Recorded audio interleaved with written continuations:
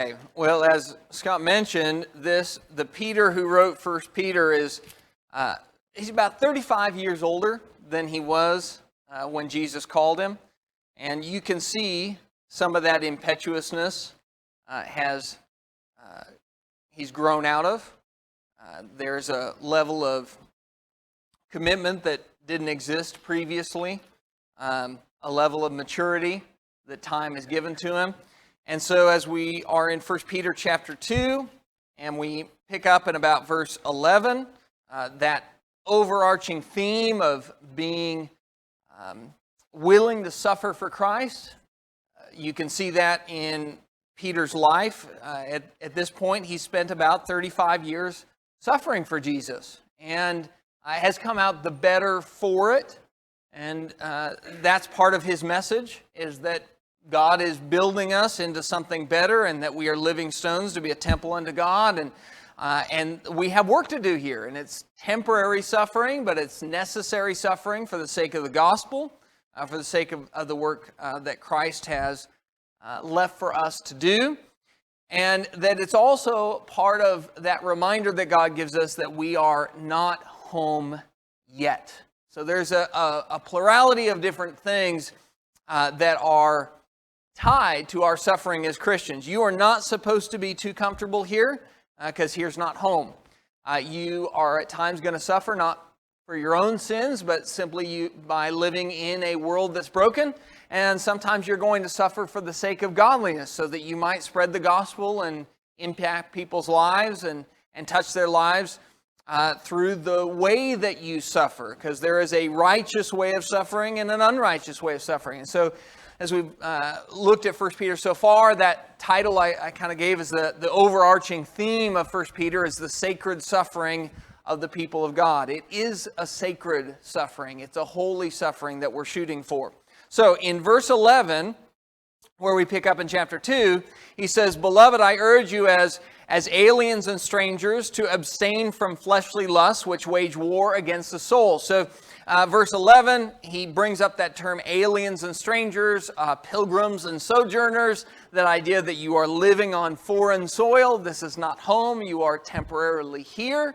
As we sing in the song, we're just a passing through. And so he references that again. He referenced that idea in chapter 1, and so here he mentions it in chapter 2, so it must be important if it's reiterated. Something I like to remember is that the Bible is a pretty small book, all things considered. I mean, if you were to write a book that had everything somebody needed to know for godliness and righteousness, my guess is we would make a much bigger book. We would say a lot more things. It's pretty small overall. So God is an artist when it comes to brevity. So if something comes up more than once, that's a good flag to us that that's a pretty big deal, because God is not wasting his words. So the fact that Peter mentions that we are aliens and strangers a second time is an important concept. So here he's just gotten done talking about how we're the people of God and we're being built up as living stones for a temple for Christ, and that Jesus is the chief cornerstone, and we're being built upon him.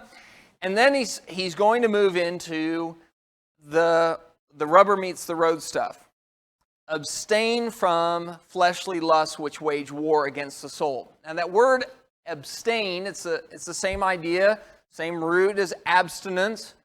Typically we think of abstinence in the sexual realm nowadays, but actually the word abstinence first kind of got its notoriety for being associated with alcohol. That somebody would make a choice to abstain from alcohol, a teetotaler or something like that. But the word in and of itself simply is the fact or practice of restraining oneself from indulging in something. Right? So that's why I have donuts up there. I like donuts. Yeah. You eat enough of them, then you share their shape.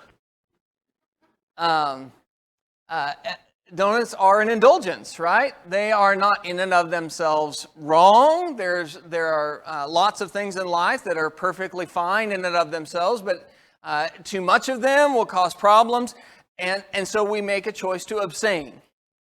And so here, that's what he's telling us to do. Abstain from fleshly lusts which wage war against the soul. So here, a lust is simply a desire. It is a strong desire. Right? It's not I kind of like it a little bit.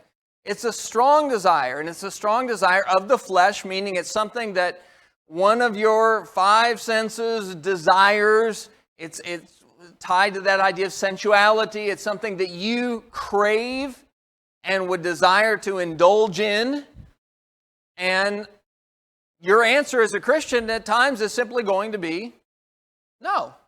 I'm going to restrain myself from indulging in something that I would like to do. This is a theme throughout the Bible. Eric and I were talking before class, and I think Theron and I, wasn't too long ago, we're talking about something very similar. The idea that God always wants you to be happy it's not a biblical concept. Right? The idea that God just wants us to have whatever will make us happy in the moment, you can't read that in the scriptures at all. Now, God does want you to have joy, but joy and happiness are not the same thing. And there are going to be times where he asks you to simply say no. That's the idea of self-control. And so there is nothing wrong with the idea of the Bible telling us to do things that we initially have a desire to do otherwise. That's not a contradiction between the way you're made and the Bible. It is just a fact of life that you have fleshly lusts, and your body wants to have those fulfilled. But you look at the language there of verse 11, abstain from fleshly lusts which wage war against the soul. That's very strong language, isn't it? War is not something we take lightly. If tomorrow we found that the United States had declared war against some other country, that would be pretty big news. And the implications of it would be big. I mean, you think about the idea of war. What are some of the implications of going to war? If we found out that America was going to war with another large country, such as China or something like that, and so that was announced today, what would you know was going to happen in the days ahead? There's going to be casualties. It's guaranteed, isn't it? Even if we win the war, people are going to die. Anything else? What? Yeah, absolutely. There's going to be an allocation of resources that we were previously putting towards things that were more enjoyable, and now it's going to be allocated towards building tanks and guns and bombs and all sorts of different things. Anything else? Yeah, people are going to be uprooted from their daily routine, absolutely. And you can see that sort of thing when you read the history of things like World War II, right? It changed the face of the nation. It changed the routines and the patterns of people's lives. The whole Rosie the Riveter. These were women who had been home and caring for the children, but now people had to build those different weapons and whatnot, and so the women went outside of a typical routine and became riveters and did these tasks, and it was an abnormal thing, but it totally uprooted the entire country. Yeah.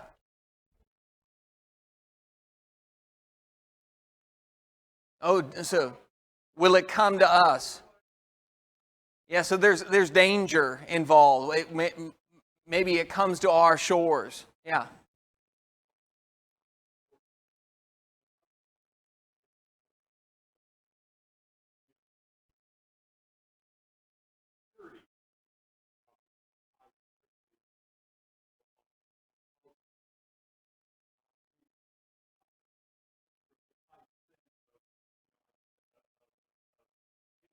Yeah, so security goes up. People are not free to just go where they want, when they want. We don't feel as safe. And so there's, heightened sense of danger and heightened sense of security because of it. Yeah, right behind you, and then you, Pam. Yep. Sacrifices have to be made. Yeah. Separation of families. Yeah, and kind of goes with the sacrifices too. Sometimes the sacrifice is somebody's going off to war and somebody's keeping the home fires burning. Yeah, all of that is occurring. Yeah.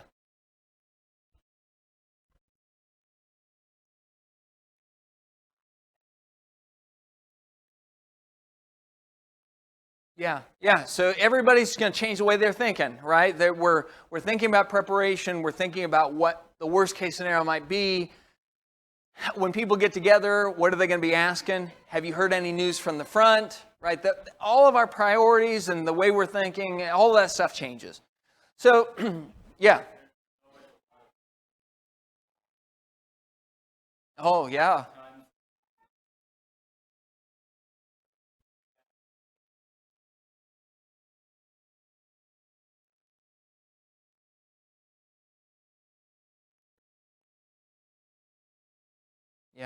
Yeah. Because a lot of that stuff's just not true.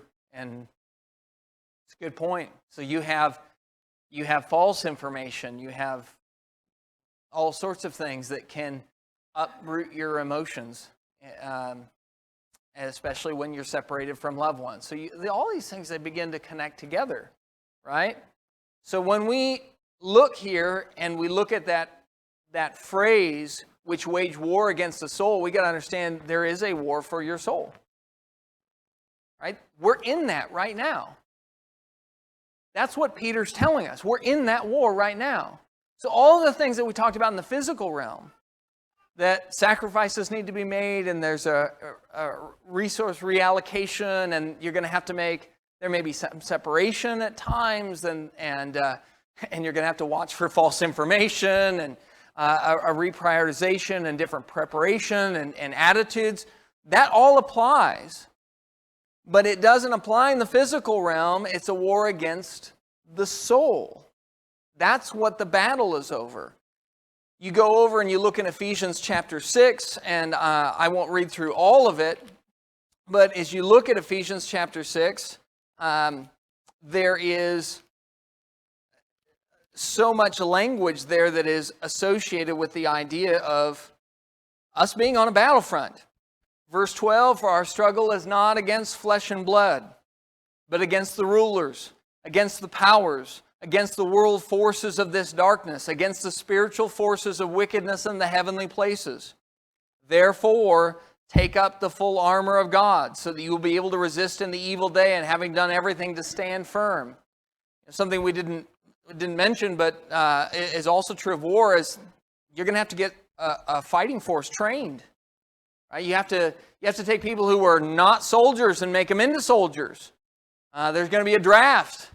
If it's bad enough, it's going to be an involuntary service. And then you're going to have to get them trained for all the different tasks they've got to do. That's what Ephesians really goes into, is you're in this battle. Now here's some armor. And you better put it on. And you better learn how to fasten it on tight. And you better learn how to wield that sword. Because the battle is very, very real. So as Peter talks to us about this, just even this one verse emphasizes, okay, we're talking about suffering. Why are we suffering? We're at war. And all of the things associated with being at war in a physical sense, you should begin to ask yourself, am I doing that in a spiritual sense? If you and I could see the spiritual forces of wickedness in the heavenly places, if we could actually physically see it, have our eyes enlightened to it, would we live differently if we saw that battle that was being fought and waged over our souls? So from there, verse 12, he says, keep your behavior excellent among the Gentiles, so that the things in which they slander you as evildoers, they may, because of your good deeds as they observe them, glorify God in the day of visitation. It's interesting. Here we have this war, and then, so what do? What's my job? Where do I fit into the war? How do I fight as a soldier? And his answer there is, keep your behavior excellent. Now, I'm going to cover a technical point, and then we're going to go back, and I'm going to ask you this question. What does it mean to keep your behavior excellent? So now you got some time, while I'm talking about a little technical bit, to think about how you would answer that. But the goal is to keep your behavior excellent among the Gentiles. And it says that as they observed them, they would glorify God in the day of visitation. Now, in the day of visitation could be, really, there's three possibilities of what that day of visitation is. And I am not really here to tell you which one it is. I'll tell you the one that I think it is, but I cannot plant my feet strong enough to tell you, yes, for sure it is. One option is that it is the day of the destruction of Jerusalem. That word visitation, it's used in the same, that same word is used in referencing the destruction of Jerusalem that was going to happen in 70 AD. Considering this was written probably somewhere in the range of about 5 years before that, it may be referring to that. Another is the day of visitation is referring to the judgment day, meaning in the day that Jesus returns, that's the day of visitation. I think that's the least likely one. And here's why. Because of your good deeds, as they observe them, the Gentiles will glorify God in the day of judgment. Doesn't make any sense to me. They're going to see your good works, and then when Jesus shows up, they're going to glorify God. I don't think that's the goal. The third, so that's possible, but I don't think that one's likely. The third option, the first is destruction of Jerusalem. The second is the judgment day. The third one is, in a generic sense, any day of visitation, of trial and difficulty. Because visitation is, in this context, could very well simply be referring to anytime trials and difficulties are visited upon you, when God shows up and there are hard times, that the Gentiles would see the way you dealt with those hard times, and they will glorify God. I think that one is the most likely. It is more of a generic statement of, we all have days of visitation. Every single one of us has milestones in our lives where I was one person before, and then I was another person after. These crossroads in life. And if you haven't had that day yet, I'm sorry, because I know it's coming for you. I think that's the most likely one. But regardless, even if it's the destruction of Jerusalem, the principle would still apply to us, that when very difficult times come, when the world begins to fall down around people's ears, they would look to Christians and they glorify God and say, wow, look at how they're dealing with this in a way that is very different than everybody else is dealing with it. Okay, so that's the technical bit.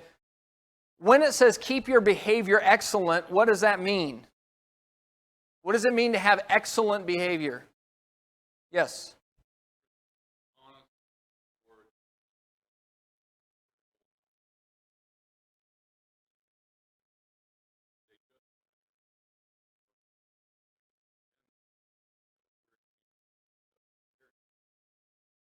Okay.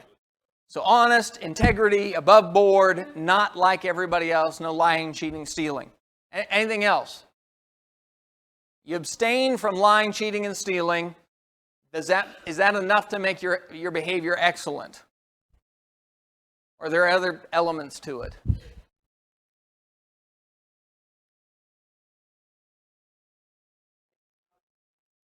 Right. Okay, so how you treat people and how you act in your daily life. Excellence, let me give you an analogy. You're given a job or a task at work, and it is an opportunity for you to stand out amongst your peers. So your boss gives you, here's the 3 or 4 things that need to be done. You can do it to the basic level, right? Or you can achieve excellence. Excellence has an idea of not just the bare minimum. So if we're going to live in excellence, to take what Sherry said, how you treat people, it's not just I'm not mean to people, right? It's to love your neighbor, to go out of your way to help people. You see somebody and there's a need, and you don't just walk by and say, I'm not my brother's keeper. You look for an opportunity to do good. Yes, you serve people as for the Lord. Perry and then John.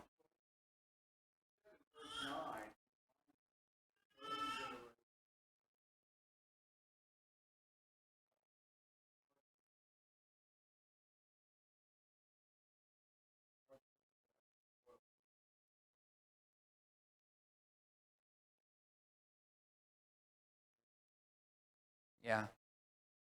Yeah, if we're going to match that title we've been given of being a chosen generation, a royal priesthood, that it's mediocre is not going to cut it. Yeah,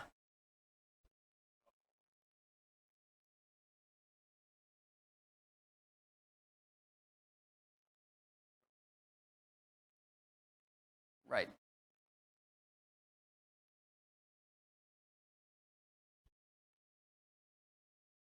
Yep.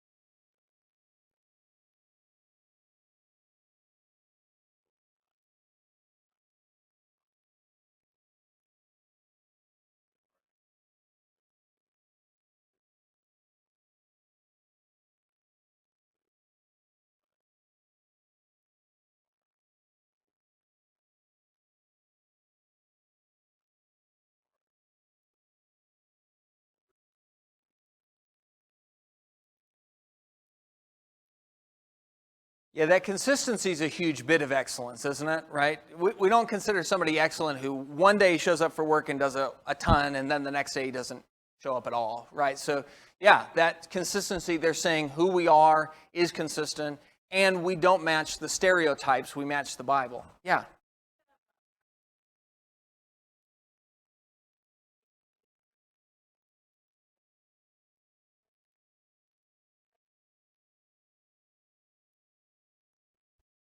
Yeah.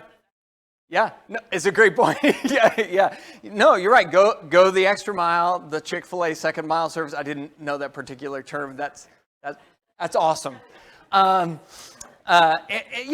you're going and doing above and beyond what is expected of you. Right? It's not the bare minimum. And as Christians, we want to be people who are striving to be the best version of ourselves and to serve Lord to the fullest. It's not like, well, do I have to do that? Even in giving, you're a cheerful giver, right? All those things, yeah.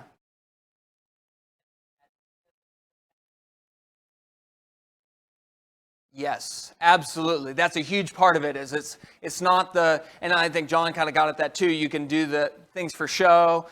That's not what we're doing it for. It's not about whether anybody notices, and the left hand doesn't know what the right hand's doing. We're just doing it because it's the right thing. And people will see that. I mean, when you don't do it for show, that doesn't mean people won't see it. And that's what is said here, is they'll observe it, and the things in which you're slandered, you're going to blow all those stereotypes out of the water. Because real Christians who live according to the Bible are a conundrum to the world. You can't be put into the box they want to put you as some bigoted, narrow-minded person. You genuinely care about people. We're genuinely serving and going the extra mile. So, yes.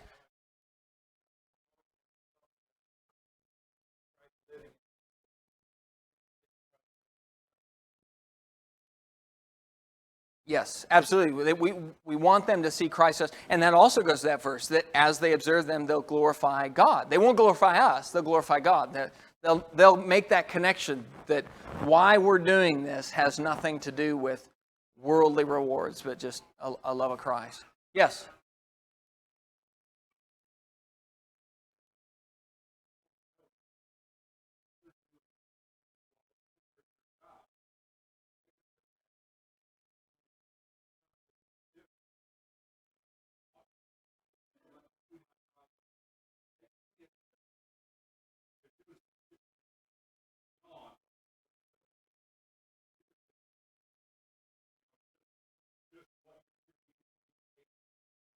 Sometimes just showing up and doing your job is excellence. Yes. Yeah.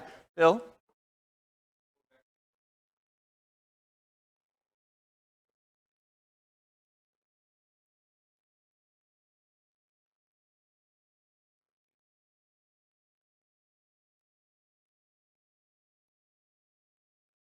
Yep.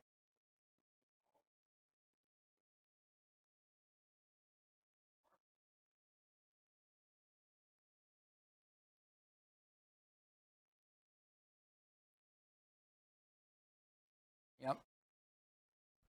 Yeah, and it's such a balance because we talk about they'll never listen to what you say if what you do doesn't match that. And that's true.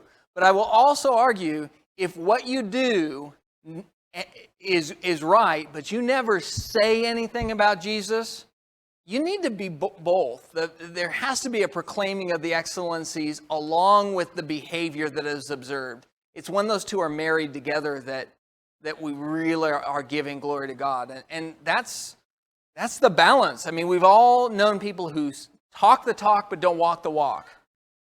But we also don't want to be the people who walk the walk but never say anything about why. You know, that people go, well, he's a really nice person, but I don't know why. So yeah, it's both of those things together. Okay, so then we move on down to about verse 13. And we enter this section of submission to human institutions or earthly ordinances. That word submit means to place oneself underneath. And I will put emphasis there on you are doing the placing. Right? When you submit, you are doing the placing. Jenna submits to me. It's her choice. It is not my job as a husband to go, you need to submit to me. That is her gift to offer. When you submit to human institutions, you're making a choice. You're making a free will choice to do that. And human institution is a created thing. It has, specifically in this case, a man-created thing, is what that Greek word means. And so here, what he's saying, and he'll go on to be more specific. He'll talk about kings, those who are in authority, specifically governors. And he'll talk about the fact that what you're doing, what God is asking you to do, is to voluntarily place yourself underneath the authority of these people who are just humans. They're imperfect humans. It's in the statement, human institution. Right? So we're understanding that these governing authorities are not God. They're not perfect. They're imperfect. So they're going to make rules that you're going to go, well, that's really stupid. I don't like that rule at all. And since I don't like that rule, I don't want to follow that one. That's the submission part. And so here, what he's saying is that part of that process of us being Christians and our behavior being excellent and living in a way that is righteous before God is to voluntarily place yourself underneath the authority of these human institutions unless it goes against Scripture, right? The authority of God comes before any other. So if we have to choose between serving God or man, you'll always serve God. But there are many, many different instances where there are authority figures that are humans, they're a man-made law, and they are imperfect, but they're not in contradiction to the Scripture. Just follow the laws. And that particular thing is given to us as a command from God. So God tells us to submit. And along those lines, in verse 16, he makes a standpoint of saying, act as free men and do not use your freedom as a covering for evil. So it's interesting, we as Christians, we say, I'm not under any human institution. I'm a citizen of heaven. I'll just do what I want, right? I don't have to worry about the government here because I'm a Christian. I have a king already. I am free, but don't use that freedom as a covering for evil to do as you please.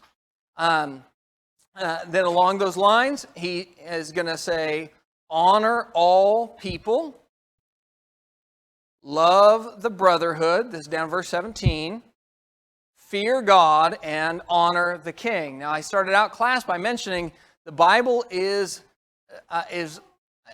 not a book that says the same thing twice for no good reason. There's some redundancy in those four things. Honor all people, love the brotherhood, fear God, and honor the king. Where's the redundancy? There's something there that's repeated. And honor, the second one, honor the king. Technically, do you have to even say that one? What do we start with? Honor all people. Would that not include the king? So why? Here's my question for you. Why does God have Peter repeat, after he's already said honor all people, why does he have him say honor the king? Why might that be repeated for us? It's a reminder. Why would we need that reminder?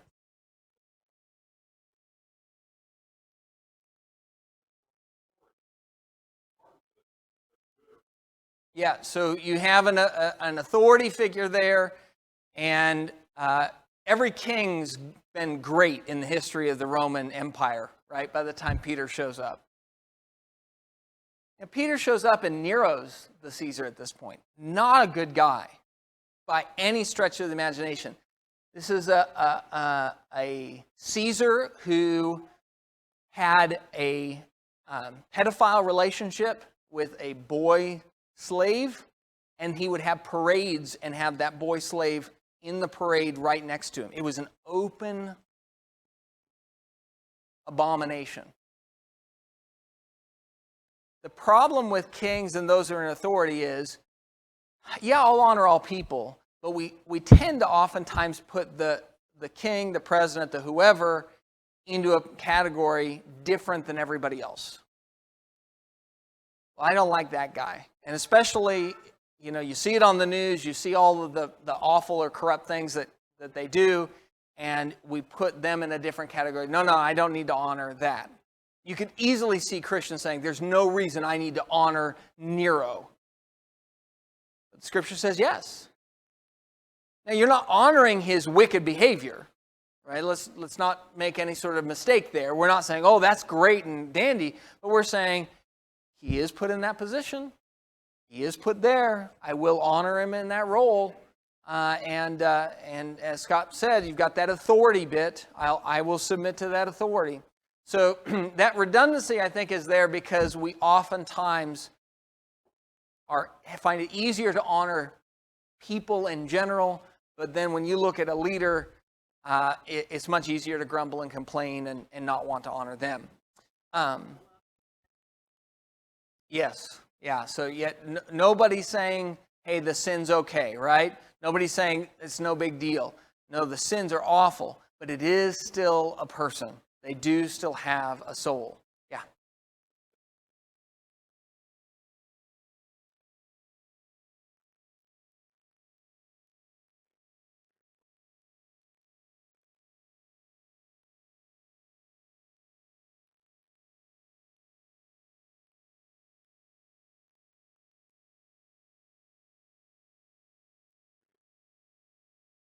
Oh yeah, absolutely. It's in title only. Politicians claim that relationship.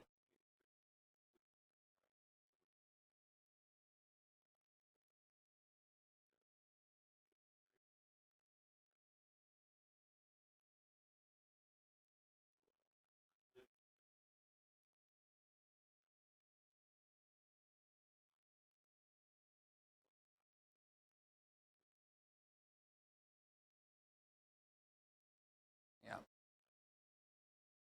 Yep. Yep. Did you have something?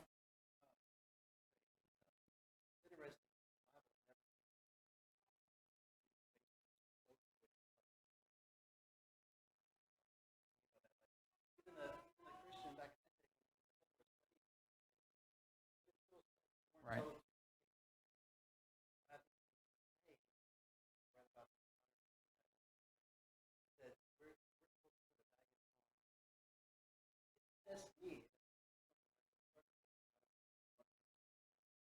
Me either.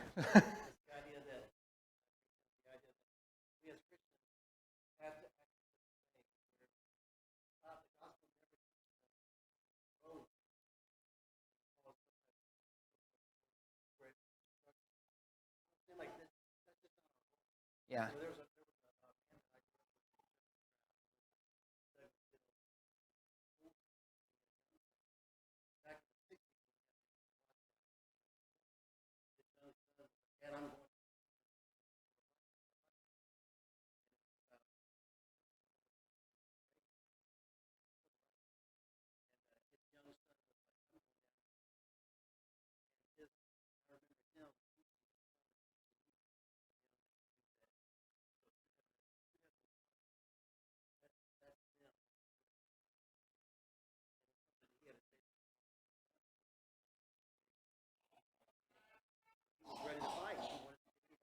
Right.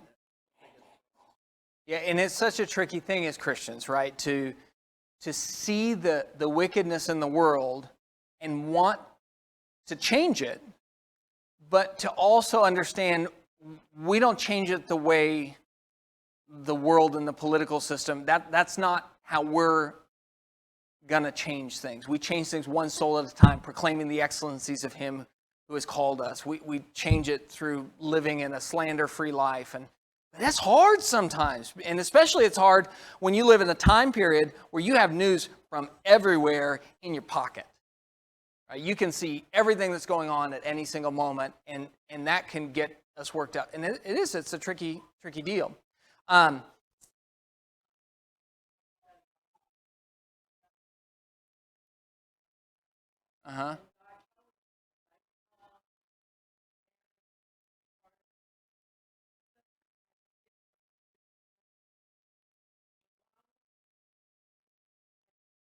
Yep. And along the lines of a little bit of what you're saying too with that not rebelling, I think of David when Saul was king.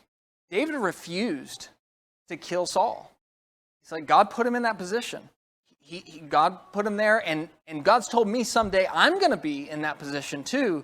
But until God makes that move, I'm not going to be the guy. I'm not going to force that hand, even though he had multiple times where he could have done that, right? He could have killed Saul and usurped the throne that way. And so that's always stood out to me.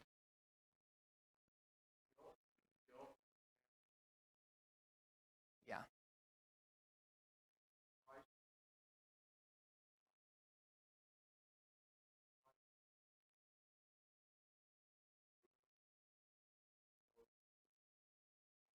Mm-hmm.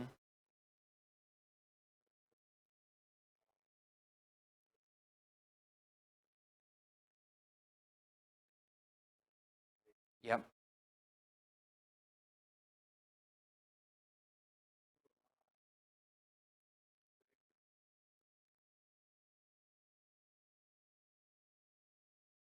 Mm-hmm.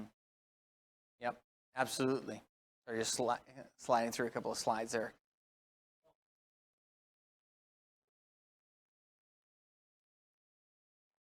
Mm-hmm.